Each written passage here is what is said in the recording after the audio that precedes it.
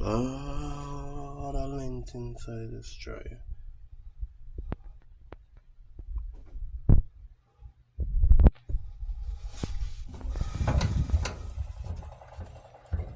I always want to test those to make sure those are good. This dryer look like it just needs some mints.